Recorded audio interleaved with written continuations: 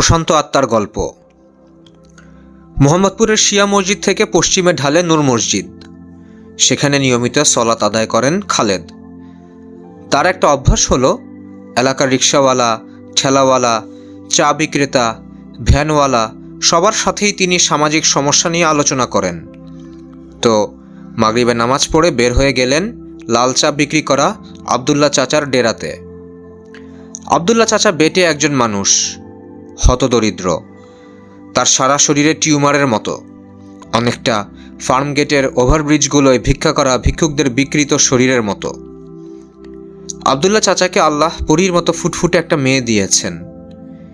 এই মেয়েটা বাবার পাশে থেকে বাবাকে সাহায্য করে। খালেদ খেয়াল করলেন আবদুল্লাহ চাচার মনটা আজ খুব খারাপ।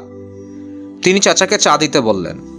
চা বানানোর ফাঁকে চাচাকে জিজ্ঞাসা করলেন, কি হলো, আজকে মন খারাপ কেন? চাচা বললেন, মেয়েটা আজকে একটা চায়ের কাপ ভেঙে ফেলেছে। খালেদের দমটা বন্ধ হয়ে আসলো।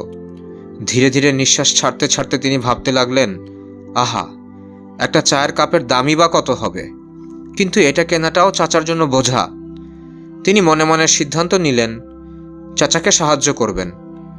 ধীরে ধীরে পকেটে হাত ঢুকালেন যাতে চাচা বুঝতে না পারে।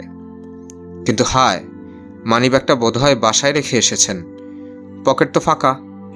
তিনি যখন এসব ভাবছিলেন তখন চাচার পরের কথাটা শুনে একেবারে জমে গেলেন।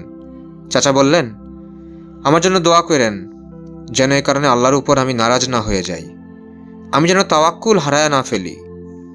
ভীষণ লজ্জা পেলেন খালেদ।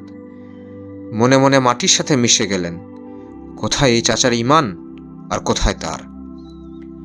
আসলে এই দুনিয়ায় কিছু মানুষ আছে যাদের আগমন, যাদের প্রস্থান এই দুনিয়া কখনো সেলিব্রেট করে না, কিন্তু হাসরের ময়দানে তাদের উচ্চ মর্যাদা জান্নাতের আকাশে, জান্নাতের বাতাসে সুরভি ছড়াবে।